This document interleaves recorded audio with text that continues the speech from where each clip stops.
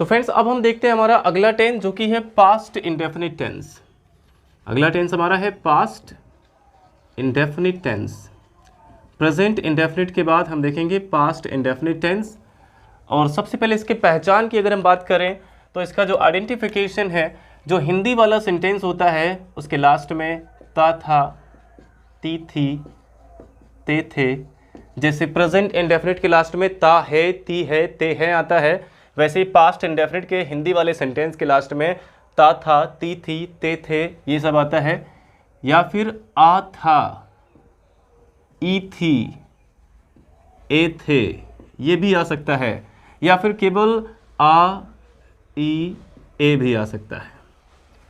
तो जरूरी नहीं कि इसमें आ, ई, ए लास्ट में लिखा होगा, बल्कि केवल इसकी मात्रा लगी होगी, इसका साउंड आया होगा लास्ट में, ऐसा हो सकता है। जैसे वह बाजार गया, जैसे कहना हो कि वह बाजार गया, तो गया में तो लास्ट में या आया, लेकिन उसमें आ वाला साउंड है लास्ट में, तो आ, ई, ए इसका साउंड लास्ट में आ सकता है। तो फ्रेंड्स पास्ट इंडेफिनिट टेंस का यूज आपको तभी करना है जब हम पास्ट के किसी भी एक टाइम को ध्यान में रखकर किसी एक्शन के बारे में बताते हैं कि ये एक्शन पास्ट के इस टाइम में हुआ था। अब कभी कभार टाइम नहीं भी दिया रहता है, लेकिन फिर ये क्लियर होता है कि ये भी पास्ट के किसी एक टाइम में हुआ है। तो जब भी ऐसा होता है तो वहाँ पे पास्ट इंडेफिनिट का यूज करते हैं। जैसे मैं पिछले हफ्ते लखनऊ गया था, मैं पिछले हफ्ते लखनऊ गया था, तो इसमें पिछले हफ्ते की बात हो रही है जो कि बीत चुका है, यानी पास्ट की बात हो रही है। पास्ट टाइम में मेरे द्वारा लखनऊ जाने का काम हुआ था। तो इस तरीके के जब सेंटेंस होते हैं तो वहाँ पे आपको पास्ट इंडेफिनिट टेंस का यूज़ करना होता है। तो और इसका जो हेल्पिंग वर्ब है, पास्ट इंडेफिनिट टेंस में हम हेल्पिंग वर्ब कौन सा यूज़ करते हैं?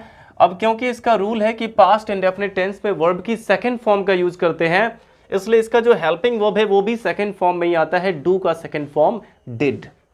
पास्ट इंडेफिनिट का हेल्पिंग वर्ब क्या होता है? डिड होता है। इसमें केवल एक ही हेल्पिंग वर्ब लगेगा।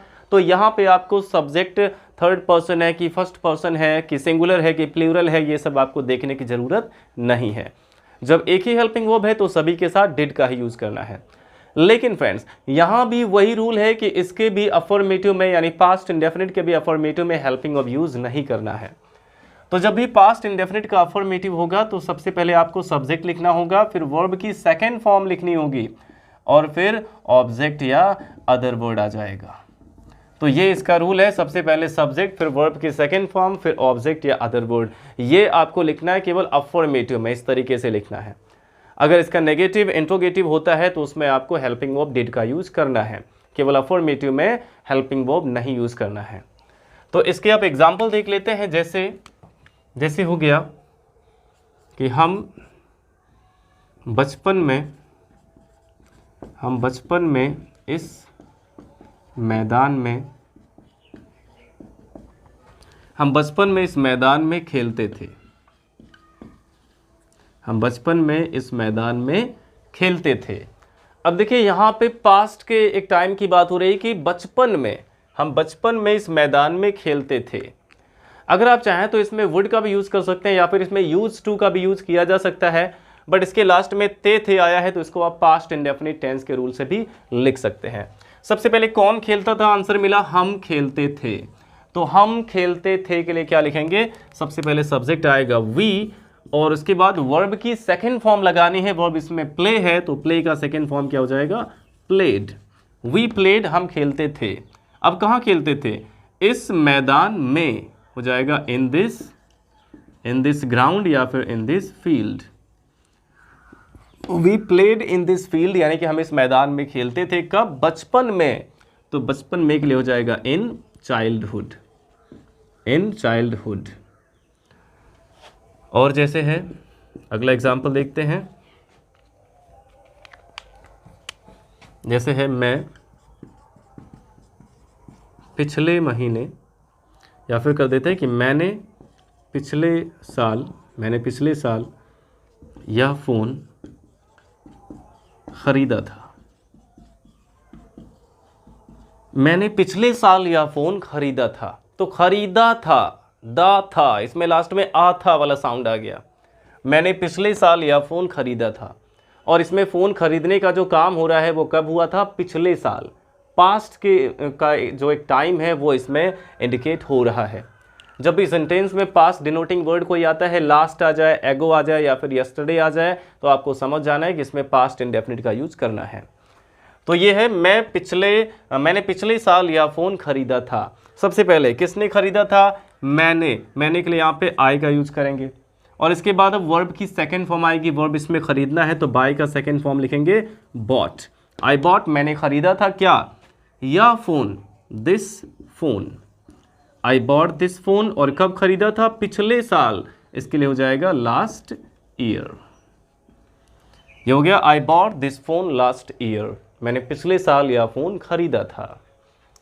अब देखिए, अगर इसका नेगेटिव सेंटेंस होता है, नेगेटिव सेंटेंस अगर रहता है जैसे अध्यापक ने कल हमें विज्ञान नहीं पढ़ाया था, विज्ञान नहीं पढ़ाया था, ये नेगेटिव सेंटेंस हमारा हो गया क्योंकि इसमें नहीं आ गया कि अध्यापक ने कल हमें विज्ञान नहीं पढ़ाया था।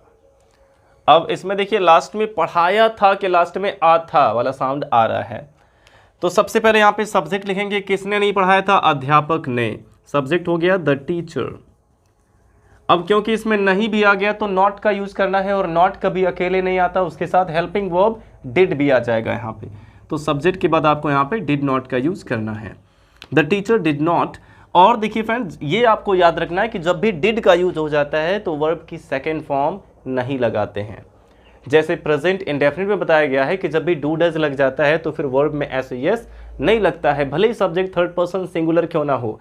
वैसे ही जब डिड का यूज हो जाता है तो सेकेंड फॉर्म नहीं लगाते हैं, क्योंकि डिड खुद ही सेकेंड फॉर्म है। तो डिड के साथ हमेशा वर्ब की फर्स्ट फॉर्म आती है।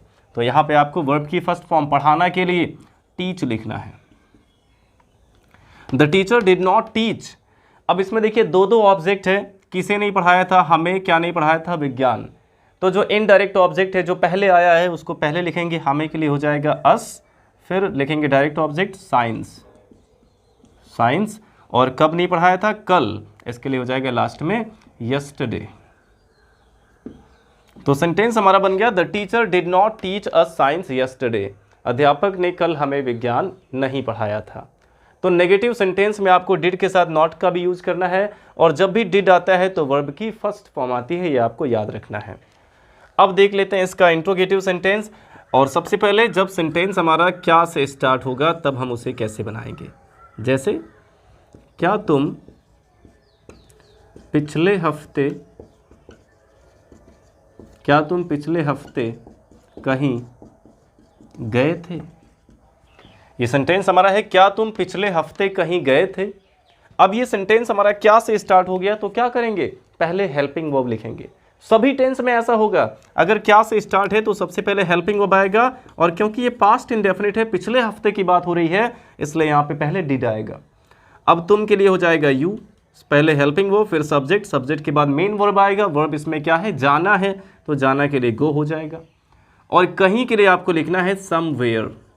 और यहाँ पे देखिए, यहाँ पे आपको गो के साथ टू का यूज़ नहीं करना है। गो के साथ टू तब लगाते हैं जब वो जो प्लेस है वो एग्जैक्ट बताया गया हो कि कहाँ पे जाने की बात हो रही है। स्कूल जाना है, बाजार जाना है, मंदिर जाना है, जब बताया जाता है तब टू का यूज़ करते हैं। यहाँ पे कहीं से क्लियर नहीं कि कहाँ, इसलिए गो के साथ टू नहीं आएगा। तो डिड यू गो समवेयर, क्या तुम कहीं गए थे, और कहाँ कब गए थे? पिछले हफ्ते। पिछले हफ्ते के लिए हो जाएगा last week. Did you go somewhere last week, क्या तुम पिछले हफ्ते कहीं गए थे। अब देखिए अगर इसमें नहीं भी आ जाए, नहीं भी अगर आ जाता है तो क्या करेंगे? जैसे क्या कल मम्मी ने खाना नहीं बनाया था। क्या कल मम्मी ने खाना नहीं बनाया था। अब ये भी क्या से स्टार्ट है तो पहले क्या आना चाहिए? डिड आना चाहिए, हेल्पिंग वर्ब। और उसके बाद सब्जेक्ट, सब्जेक्ट क्या है? मम्मी है, तो यहाँ पे मॉम लिख सकते हैं या मदर लिख सकते हैं, डिड मॉम। और इसमें नहीं भी आया हुआ है, जब क्वेश्चन वर्ड भी रहे और नहीं भी रहे तो नॉट कहाँ पे लगाते हैं? सब्जेक्ट के बाद। तो यहाँ पे सब्जेक्ट के बाद नॉट हो जाएगा, डिड मॉम नॉट। और बनाया था, खाना बनाने के लिए कुक लिखते हैं, और क्योंकि डिड आया है तो फर्स्ट फॉर्म ही लगाएंगे। तो डिड मॉम नॉट कुक, और क्या नहीं बनाया था, खाना, फूड, और कब नहीं बनाया था, कल, यानी कि यस्टरडे। तो सेंटेंस हमारा हो गया, did mom not cook food yesterday, क्या मम्मी ने कल खाना नहीं बनाया था। तो इस तरीके से हमें इसको ट्रांसलेट करना होगा जब क्या से स्टार्ट होगा। अब हम देखते हैं कि अगर क्वेश्चन वर्ड बीच में आता है तो उसको आप कैसे ट्रांसलेट कर सकते हैं। जैसे कल उस लड़की ने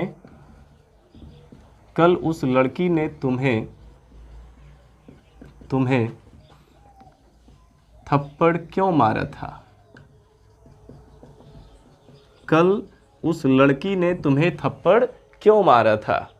अब यहां पे देखिए क्वेश्चन वर्ड क्यों आया हुआ है बीच में, और बात कब की हो रही है, बीते हुए कल की बात हो रही है। कल उस लड़की ने तुम्हें थप्पड़ क्यों मारा था। अब इसमें क्वेश्चन वर्ड क्यों बीच में आया हुआ है। जब भी क्वेश्चन वर्ड क्या, क्यों, कैसे, कहाँ, कब, कितना, कौन सा, ये सब बीच में आता है तो पहले आप उसी की इंग्लिश लिखते हैं, तो क्यों के लिए पहले लिखना होगा वाई, और इसके तुरंत बाद, क्वेश्चन वर्ड के तुरंत बाद हेल्पिंग वर्ब आना चाहिए, और क्योंकि ये पास्ट इंडेफिनिट है तो हेल्पिंग वर्ब डिड आएगा, वाई डिड। और इसके बाद फ्रेंड्स आपको इसमें सब्जेक्ट लिखना होगा। सब्जेक्ट क्या है इसमें, उस लड़की ने, तो यहाँ पे उस लड़की के लिए दैट गर्ल हो जाएगा, वाई डिड दैट गर्ल। और सब्जेक्ट के बाद देखिए इसमें आपको मेन वर्ब लिखना होगा। मेन वर्ब इसमें क्या है, थप्पड़ मारना, और थप्पड़ मारना की इंग्लिश क्या होती है, slap. Why did that girl slap, यानी कि उस लड़की ने थप्पड़ क्यों मारा था। अब इसमें बचा क्या, किसे मारा था, तुम्हें, तो तुम्हें के लिए यहाँ पे हो जाएगा यू।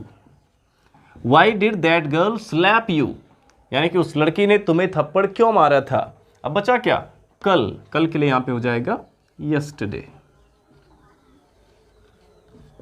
तो ये सेंटेंस हमारा बन गया, why did that girl slap you yesterday. इस तरीके से आपको इसको बनाना होगा। अब देखिए फ्रेंड्स, अगर इसमें क्वेश्चन वर्ड के साथ नहीं भी आ जाता है, या फिर इसमें भी अगर हु आ जाता है, तो आप कैसे बनाएंगे। जैसे है, तुम्हारी किताब किसने चुराई थी। तुम्हारी किताब किसने चुराई थी। अब यहां भी जो क्वेश्चन वर्ड है वो किसने है, किसने के लिए भी हु का यूज करते हैं। तो प्रेजेंट और पास्ट इंडेफिनिट टेंस ये दोनों में ऐसा होगा कि जब भी क्वेश्चन वर्ड हु आएगा तो उसको आपको असर्टिव की तरह बनाना होगा। सबसे पहले आप किसने के लिए हु तो लिखेंगे, लेकिन इसके बाद आप हेल्पिंग वर्ब का यूज नहीं करेंगे, केवल इसी दो टेंस में ही। और इसके बाद आपको क्या करना है, मेन वर्ब लिखना है जो कि चुराना है, और इसको अफर्मेटिव की तरह बनाएंगे। डिड नहीं आ रहा है इसमें तो वर्ब की सेकेंड फॉर्म लगाएंगे, क्योंकि इसमें डिड नहीं यूज हुआ तो वर्ब की सेकेंड फॉर्म लगाएंगे। तो हु स्टोल, किसने चुराई थी तुम्हारी किताब, योर बुक। इस तरीके से इसको बनाएंगे, हु स्टोल योर बुक। अब देखिए अगर इसमें क्वेश्चन वर्ड के साथ साथ नहीं भी आ जाता है, जैसे वह कल स्कूल क्यों नहीं आया था। क्यों नहीं आया था। अब इसमें भी बीते हुए कल की बात हो रही है कि वह कल स्कूल क्यों नहीं आया था। तो इसमें देखिए क्वेश्चन वर्ड क्यों बीच में आया, तो पहले क्यों के लिए लिखेंगे वाई, और इसके तुरंत बाद आएगा हेल्पिंग वर्ब डिड, फिर सब्जेक्ट लिखेंगे वह के लिए ही, और इसमें क्वेश्चन वर्ड भी है और नहीं भी है तो नॉट आएगा सब्जेक्ट के बाद, यानी कि वाई डिड ही नॉट। अब आया था, आना के लिए कम का यूज कर सकते हैं, और कहाँ पे स्कूल है तो टू स्कूल, क्योंकि जगह बताया गया तो टू भी लगाएंगे। Why did he not come to school, और कब नहीं आया था, कल, तो लास्ट में लिखेंगे यस्टरडे। तो सेंटेंस हमारा बन गया why did he not come to school yesterday. इस तरीके से फ्रेंड्स हम पास्ट इंडेफिनिट के सभी टाइप के सेंटेंस को ट्रांसलेट कर सकते हैं। आई होप ये भी आपको समझ में आ गया होगा।